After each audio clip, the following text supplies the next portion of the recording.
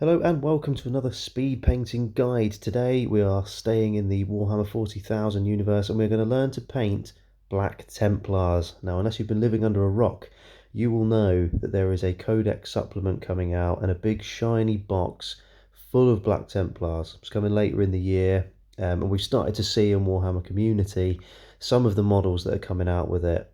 And I, for one, really love the lore behind Black Templars. I think they're really cool. The Eternal Crusade that they are constantly on, I think they're great. However, they've got black power armor, and that traditionally is quite hard to paint because it requires endless highlights to look any good. Well, fear not, because today we are going to learn to paint Black Templars in 30 minutes per model. That's right, 30 minutes. And we're going to paint them in a grimdark style, like they're in the middle of a furious crusade. So without further ado, let's get started. As always, you need to undercoat your model first, and I've just gone for a Chaos Black equivalent matte black spray. Next, equip yourself with a generic kitchen sponge. You can use largely any sponge for this, but you're going to need to get a knife and slice a little bit off and create yourself a little stippling sponge brush thing, which we can use to create a really cool weathering and battle damage effect on the armour. And to start with, we're going to need Mechanicus Standard Grey to do that. Next, get your stippling sponge that we've just made, get some Mechanicus Standard Grey on it, and then dab off the excess on a kitchen towel or cardboard or whatever you're using. You'll then need to equip yourself with your model. And what we're going to do here is we're going to go round all of the armour and we're going to pick out the edges with our stippled Mechanicus Standard Grey. And the way that it will apply onto the armour off of the sponge is going to create a battle damage and worn looking effect. So go around all of the armour trim, all the areas that you would normally edge highlight. You're just going to spend about 2-3 minutes tops just going around the armour using this stippling effect instead. And once that's done, it's going to look something like this. As you can see, it's only very subtle, but it's broken up that flat black colour that's all over the model, and it's given the illusion that we have edge highlighted it when we actually haven't. It's actually battle damage. Now the second layer is going to require some Leadbelcher. We're going to do largely the same thing again with our stippling brush. But this time with Leadbelcher, we're going to go around and do the same thing, but not quite as heavy as we did with the Mechanicus Standard Grey. Less is definitely more with this. And it's going to create another level of wear and make it look like the metal that is underneath the armour is showing through. As you can see, I'm just taking it easy, just picking out a few areas and then dabbing a little bit on. You don't want to use too much at this stage. Once you've gone all the way around the armour again with Leadbelcher, it's going to look something like this. As you can see, it's looking quite worn now. It's looking like this guy's been in some pretty hefty fights wearing some black power armour, and it saved us a lot of time over edge highlighting it properly. Next, get your Rhinox Hide out. We're going to paint in the leather details, so the belt, the holster, and any of the pouches. Next, get your Khorne Red, and we're going to paint the casing on his bolt pistol, and we are also going to paint the casing on the chainsword. Now if you're painting an intercessor, any kind of weapon casing on any kind of bolt gun, it's going to be all red. Additionally, depending on the rank of the marine you're painting, you may need to paint the shoulder trim using Khorne Red as well. Next, you're going to need Corax White base paint, and we're going to paint in the shoulder pads. Now this will probably take a couple of layers because you're painting it up over black. You don't want to use Corax White straight out of the pot. You want to water it down a little bit because otherwise it will go a bit chalky and you will get brush streaks going through your paint and it will just look bad. So do water it down and that will give you this kind of effect. It looks a lot better. Whilst you've got your Corax White out, use it to paint in the eye lenses, and then we can colour them in red a little bit later. Next, we're going to use Leadbelcher and Retributor armour at a ratio of 1 Retributor armour to 1 Leadbelcher, maybe slightly more gold, and that's going to create a worn gold. Apply that onto the Aquila on his chest, any gold iconography, and on the Little emblem, the Indomitus Crusade emblem on his left arm if you're painting an Assault Intercessor. Next, you're going to need Skeleton Horde contrast, and we're going to do a neat trick, which is to make the white look like it's worn and slightly dusty, like you're working in a desert environment or like it's seen a lot of use. So to do that, paint Skeleton Horde all over the shoulder pad apart from the main part in the middle, and then rinse your brush off and then go back with some water and just rub it around in a circle in the middle of the shoulder pad, and that's going to disperse some of the contrast paint and make it look like when it dries that only the edge of the shoulder pad is a little bit dusty. Next, go back to Leadbelcher and we're going to paint in all of the silver details. So that's all the detailing on the rest of the bolt gun, the teeth of the chainsword, and any other silver details like hanging chains that are hanging off of the model. Next, grab yourself some Carrobourg Crimson shade and we're going to paint in the eye lenses. So get some on your brush and then just rub it into the eye lens. And then if you've put a little bit too much in there, just clean your brush off and then dab it into the center of the eye lens, and that'll make the white show through again and give it the effect or the appearance that it's glowing. Next, grab your Rakarth Flesh and we're going to paint in the purity seals and any other hanging banners. Get some Screamer Pink and we're going to paint in the other part of the purity seal, so the actual purity seal, I guess, itself. Next, it's time to start shading things, so grab your Agrax Earthshade and we're going to do the reds, we're going to do the purity seals, we're going to do the golds, and we're going to do any leather details.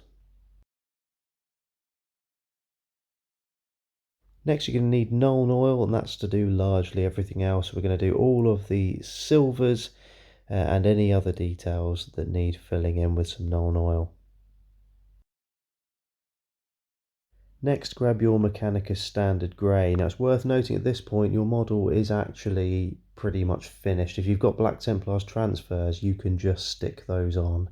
But if you don't have any transfers, I'm going to show you a method now to do the Black Templars logo freehand. So start off with Mechanicus Standard Grey, and you want to do 2 vertical dots and then 2 horizontal dots on your model, and that's going to create the basis for a cross. Now you're going to very neatly join those lines together.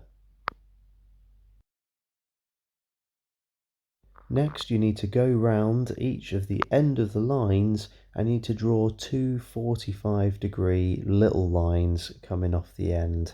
It's kind of hard to describe, just look at the video and you'll see what I'm talking about. It's going to look like little cups at the end of each of those lines. The next thing you need to do is connect each of the ends of the little lines to the center of the cross, and as you start going round and filling this in, you'll notice it's starting to look very much like the Black Templars chapter symbol. Thank me later. Once you've done that, fill in the whole shape with Mechanicus Standard Grey.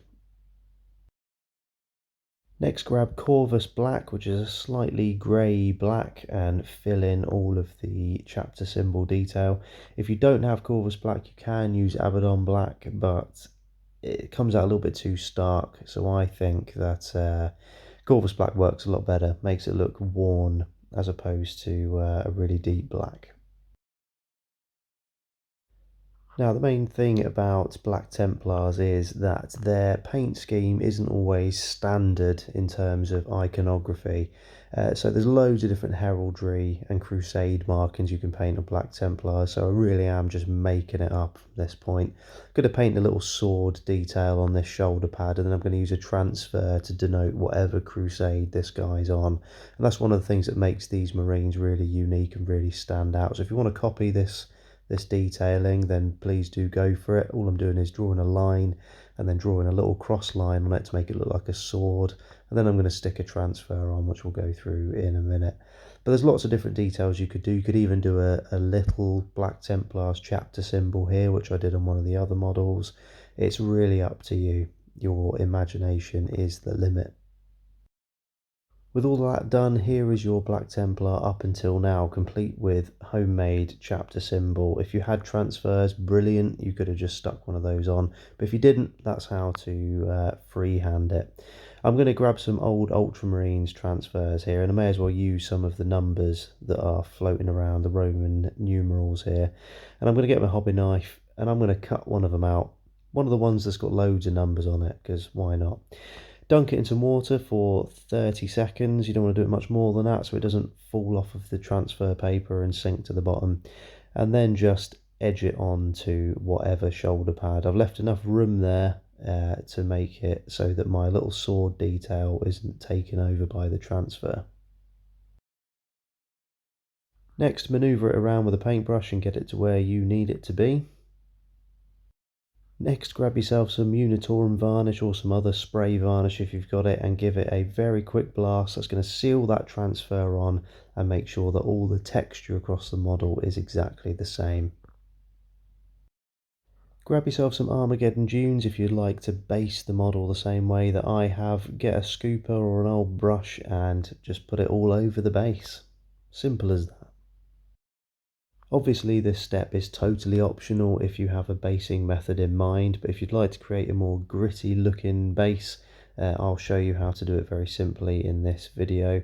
It's also going to keep in the same grimdark style theme that we've chosen for this style of painting Black Templars, and that we want it to look like they really are mid-battle. So once that's dry, we're going to shade in all of that texture paint using Skeleton Horde. So just straight out the pot, all over that Armageddon dunes. Next, grab your Ushabti Bone and we're going to dry brush over the top of our base. As a final highlight, get some Screaming Skull and do a very light dry brush over the top of that. Next, equip yourself with some weathering pigment. This is really easy to pick up. You want a sandy looking one. So I've got a Revel set here, and inside it comes with a range of different ones you can use to create all sorts of different effects. But this one is a sandy one, and that's the one we're going to use for our base. If you haven't used these before, they are really simple. I'm going to show you. It's awesome. Grab yourself an old brush. Here I've got an old makeup brush that I've nicked off my wife.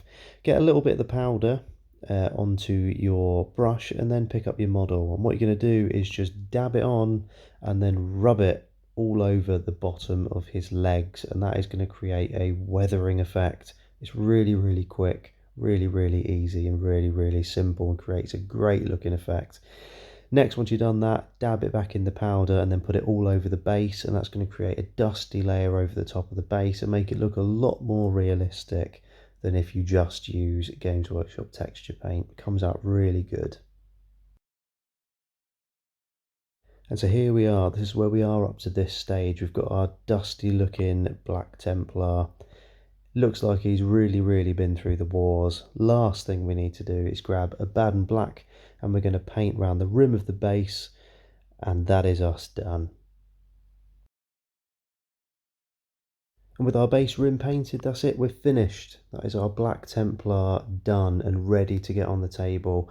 Now, if you are the sort of person who's going to end up picking up this army and it's going to be another one to add to your vast collection of stuff that you're never going to get around to painting, please do consider using this paint scheme to get your models on the table as quickly as possible. It's really quick. By the time you're on your 10th, 20th model, you are going to be rapid at painting this scheme. Using the stippling method, you can get through it really quickly. That stage where you'd normally be endlessly highlighting black, you can do in a matter of a couple of minutes using some Mechanicus standard grey and some Leadbelcher. So get them painted because they look really good, especially when using that gritty type scheme that we have in this particular tutorial. Especially the base, I think really finishes that look off and makes the model really stand out compared to some of the cleaner armies like Blood Angels, Ultramarines, etc.